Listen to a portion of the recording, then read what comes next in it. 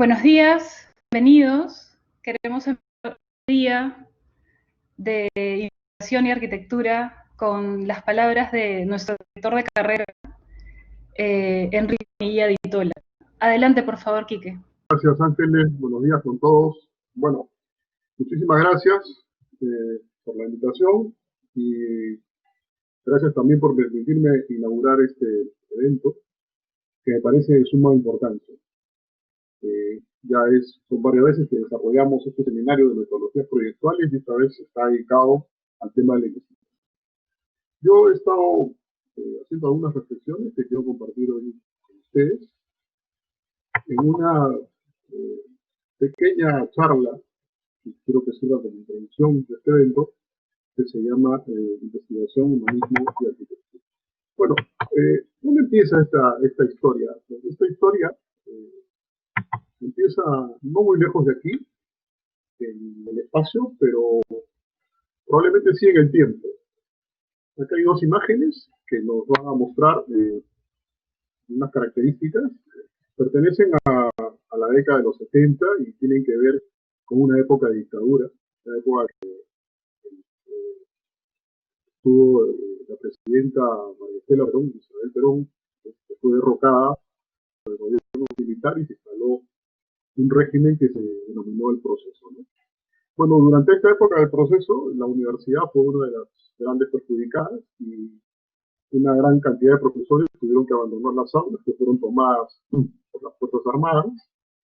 Y apareció una cosa interesante que aparecieron las escuelas antiguas de arquitectura, ¿no? Esta época bastante gloriosa aparece lo que es esta segunda imagen, donde un grupo de 3 arquitectos, básicamente Justo Solsona, Tony Díaz, Rafael Viñoli y Humberto Kallenstein, que eran docentes de la Facultad de Arquitectura de la Universidad de Buenos Aires, armaron esta escuelita donde fueron a acudir muchos estudiantes interesados en aprender cosas de arquitectura.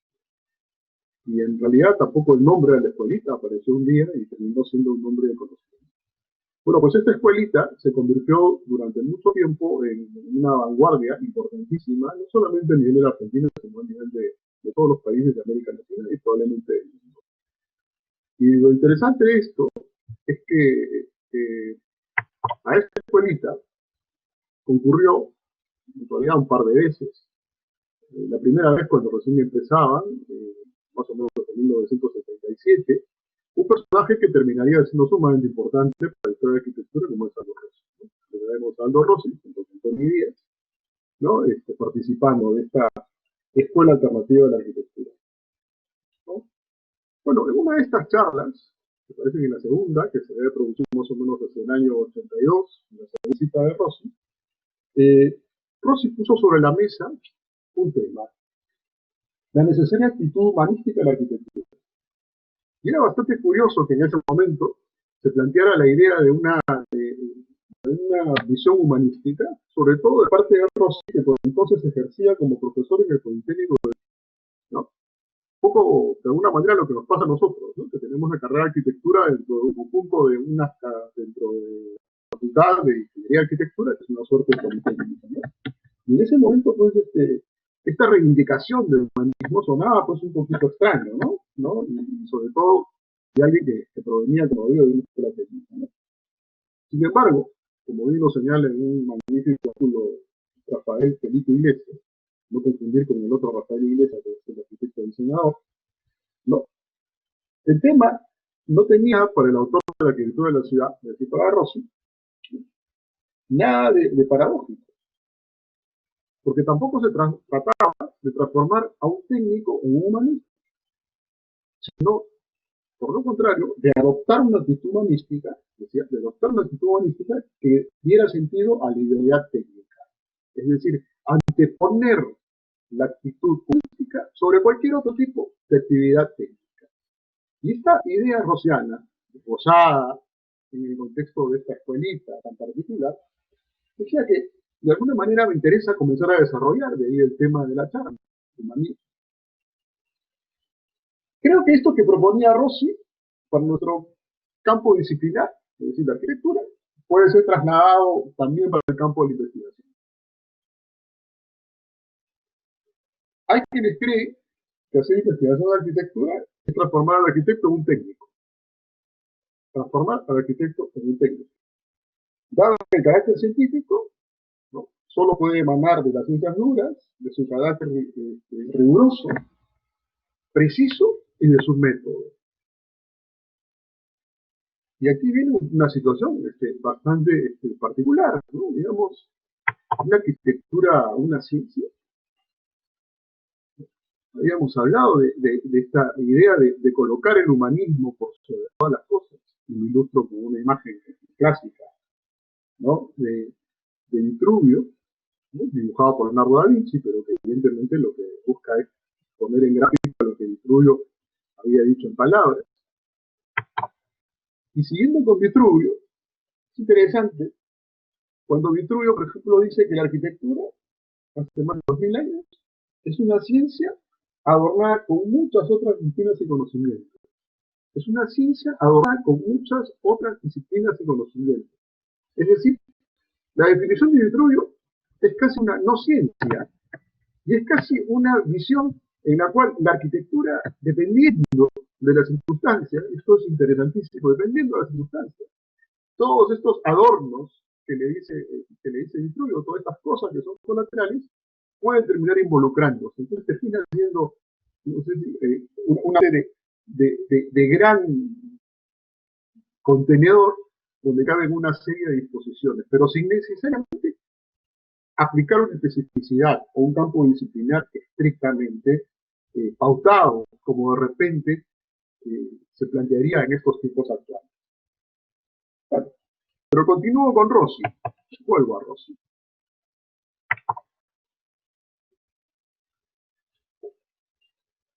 Rossi, a través del libro de Arquitectura de la Ciudad, su libro más conocido de 1966, pretende que la arquitectura se convierta en una ciencia positiva. Ciencia positiva. Validando aquella explicación que de alguna manera da en su momento Auguste Comte, ¿no?, para el positivismo, no hay otra forma de conocimiento que la ciencia experimental no puede explicar. Esto lo propone Comte. Y por otro lado, el mismo Rossi jugará a partir de muchas de sus obras con el carácter evidentemente positivista, evidentemente experimental, en obras como, por ejemplo, El Gran Teatro del Mundo, obra que estuvo para la Bienal de Venecia, pero no la Bienal de Arquitectura, sino la Bienal de Danza, como ha sido correctamente explicado hace unos días por Alberto Ferlegno, ¿no?, y donde le da pues un valor enorme a la experiencia arquitectónica. A la experiencia arquitectónica desde el punto de vista, creo yo, muy coincidente con lo que plantean los positivistas de Comte. Y no por nada, el segundo de los libros más importantes de Rossi, y probablemente el más bonito de todos ellos, tiene por nombre La autobiografía, y donde el valor de la experiencia se vuelve fundamental.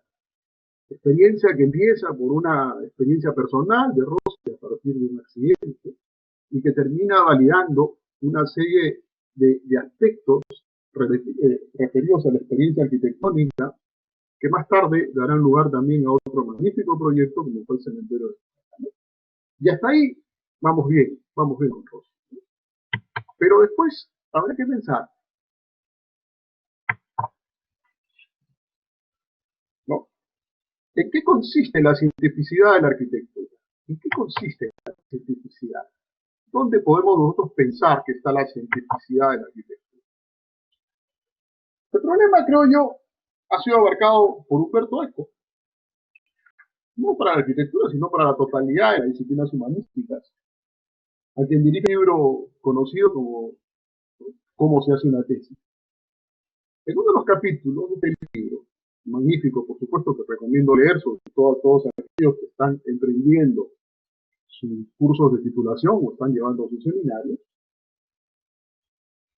diría que existe una artificiosa separación entre la tesis científica y la tesis que él denomina política, pero que en realidad está referida a la disciplina humanística, donde realmente se incluye la arquitectura, parte de la arquitectura. Y dice Umberto Eco, que hay quienes dudan de la cientificidad de estas últimas, donde no hay logaritmos ni probetas.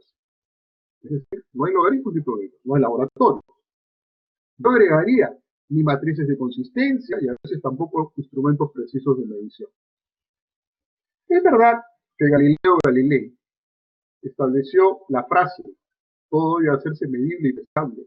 Y que no sea medible y pesable, debe hacerse medible y pesable. Inventando el análisis cuantitativo.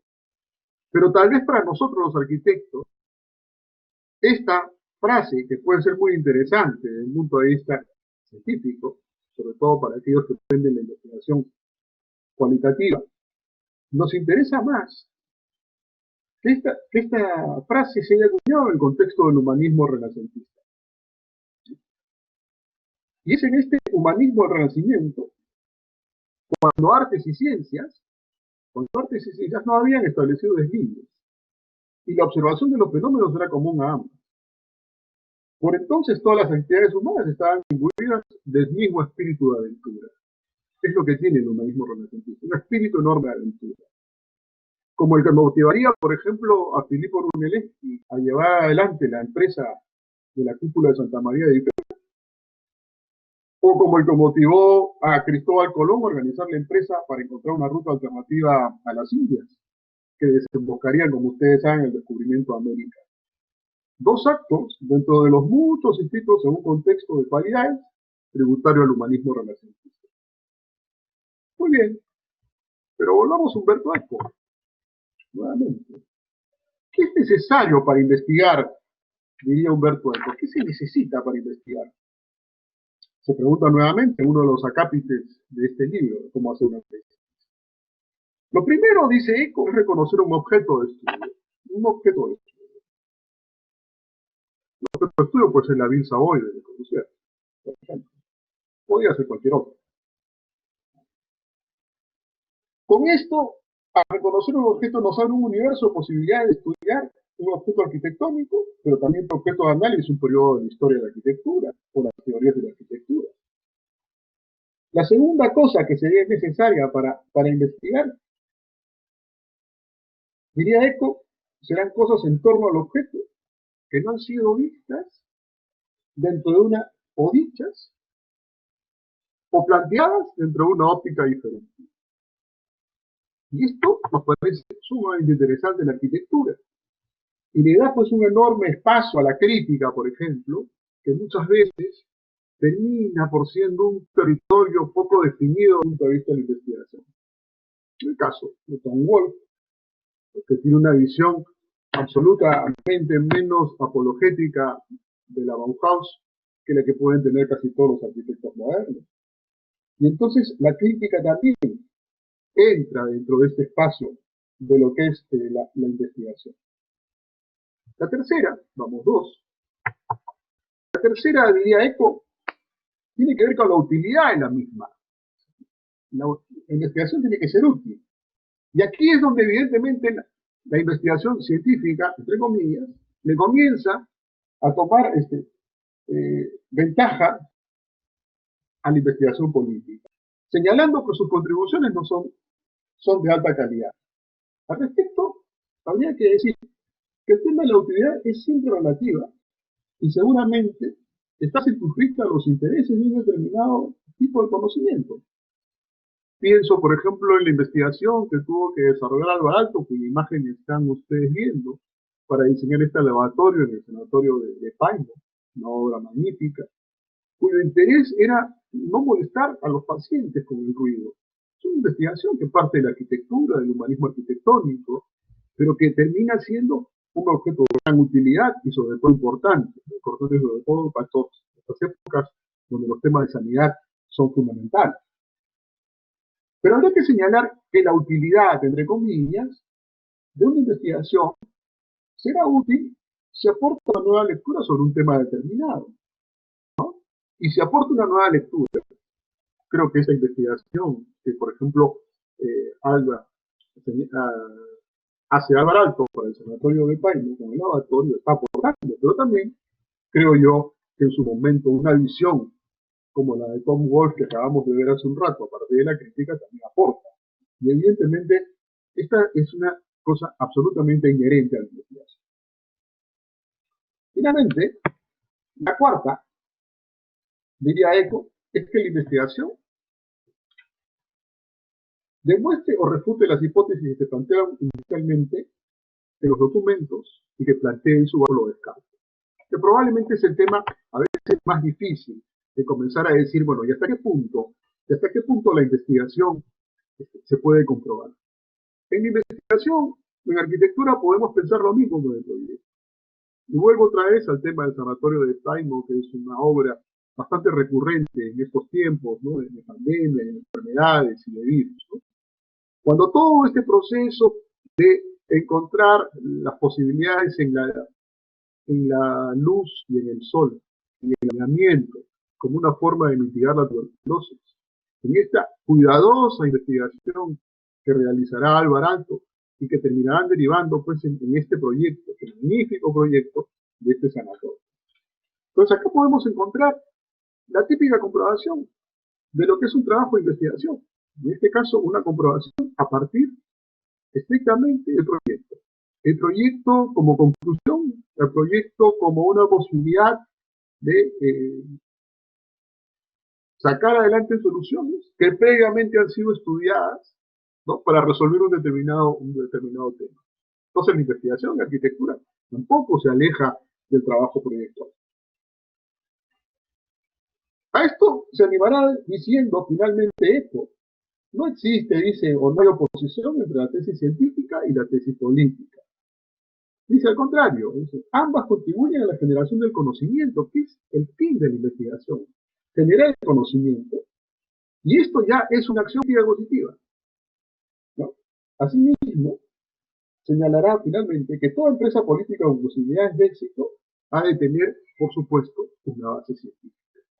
Y creo que eso se refleja muy bien en el proyecto de arquitectura, cuando toda acción política positiva, ¿no? Está fundamentada en una base científica, como la pudo tener en su momento, y la tiene todo este trabajo de Alvarado, construido bajo ideas muy sencillas, como les decía yo, de ventilación y asolamiento, y que en realidad tuvieron muchísimo para mitigar en ese entonces el tema de tuberculosis. Muy bien, y hasta ahí creo yo que es importante. Investigar en arquitectura y urbanismo, por otro lado,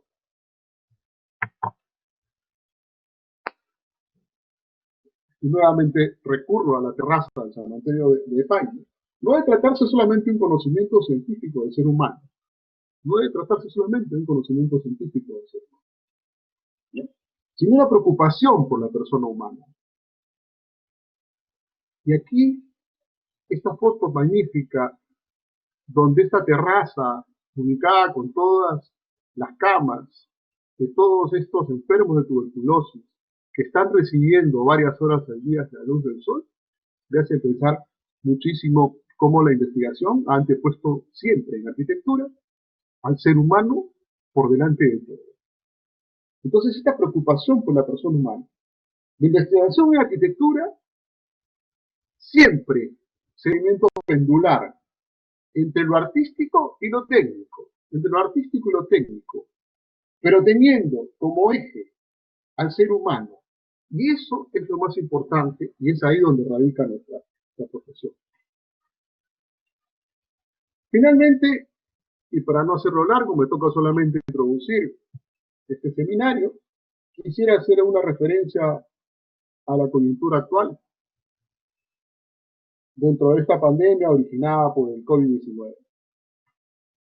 Debo decir que desde hace algunos meses el mundo entero se encuentra absolutamente desconcertado, esperando respuestas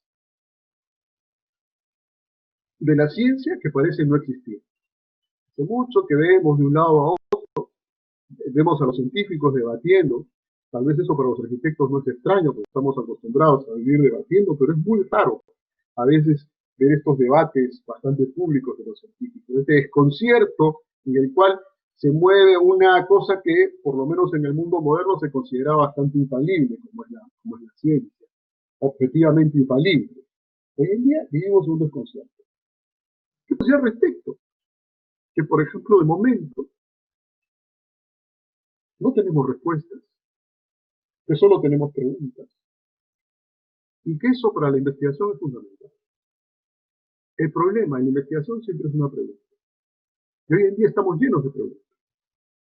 La charla que seguirá a esta presentación trabaja sobre esas preguntas y me parece importante plantear algunos temas al respecto. Y en este universo en el que solo tenemos preguntas, ¿qué es lo que le queda al investigador? Pues yo creo que en este momento lo que tenemos que hacer, y es muy importante, es trabajar con honestidad. Y ese trabajo con honestidad será fundamental. Y para terminar, refiriendo a esto, me gustaría poner esta cita sacada de este libro de Albert Camus, La peste, texto que además recomiendo leer en estos tiempos porque nos puede ayudar muchísimo a partir de esta visión absolutamente existencialista que tenía Camus, tocando un tema que curiosamente, como pasa siempre en la historia, se está repitiendo en estos días. Sin embargo, dice esta cita, es preciso que le haga comprender que aquí no se trata de egoísmo, se trata solamente de honestidad. Esta idea puede que le haga reír, pero el único modo de luchar contra la peste es la honestidad. ¿Qué es la honestidad?, dijo Rambert, poniéndose serio de pronto. No sé qué es en general, pero en mi caso, sé que no es más que hacer mi oficio. Muy bien, muchísimas gracias, estimados profesores, estimados alumnos. Los invito a partir de ahora a ejercer su oficio, que será siempre la mejor forma de luchar contra esto. Muy bien, con estas palabras iniciales, declaro pues inaugurado este evento y deseándoles que estén muy bien, me despido. Muchas gracias.